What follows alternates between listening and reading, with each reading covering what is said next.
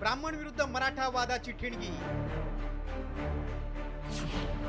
जाधवांनी पुन्हा ब्राह्मण समाजाला डिवचलं। चित्रपटातील व्हिडिओचं स्टेटस ब्राह्मण आक्रमक। छत्रपती शिवाजी महाराज इतके द्रष्टे आणि इंग्रजी सरकारची हातमिळवणी करून खुद्द नानासाहेब पेशव्यांनी ते आरमार बुडवले। आपला हा तालुका कंपनी सरकारच्या मुखात अलगद जाऊन पडला। पेशव्यांची मोठी चूकच म्हणावी लागेल नाही का?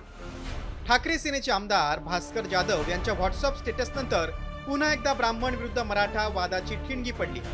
जाधवांनी याआधी खोतकी संदर्भात केलेल्या विधानामुळे ब्राह्मण समाज आणि जाधव यांच्यामध्ये संघर्ष सुरू आहे। अशातच पुन्हा एकदा जाधवांनी डिवचणारं स्टेटस ठेवल्यानं ब्राह्मण समाजही आक्रमक झालाय। भास्करराव जाधव, तुम्ही कोणाची सुपारी घेतली आहे सर आणि स्पष्टपणे महाराष्ट्राला सांगा।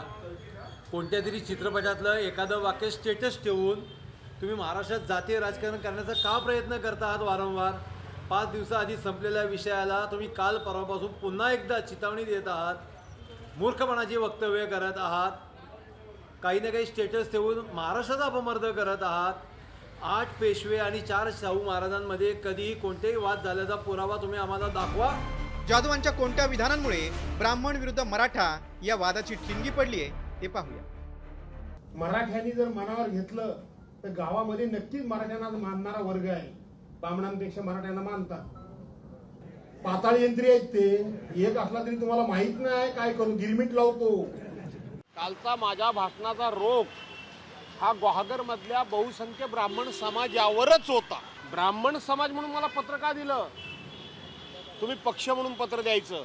बहुसंख्य तुम्ही ब्राह्मण समाजाचे लोक हे भारतीय जनता पार्टीचे बहुसंख्य मी म्हणतोय म्हणून तुम्ही त्यांनी समाज म्हणून तुम्हाला पुढे केलं आणि तुम्ही माझ्या निषेधाचं पत्र लिहिता काही कारण नसताना, मग मी तुम्हाला सोडेन? मग माफी कसली मागायची? जाधवांच्या विधानानंतर ब्राह्मण समाजाने घेतलेली भूमिका आणि त्यानंतर ब्राह्मण विरुद्ध मराठा असा पेटलेला वाद आता दिवसेंदिवस चिघळत चाललाय। त्यामुळे गुहागरमध्ये भास्कर जाधव आणि ब्राह्मण समाजात रंगलेला हा कलगीतुरा नेमका कधी थांबणार?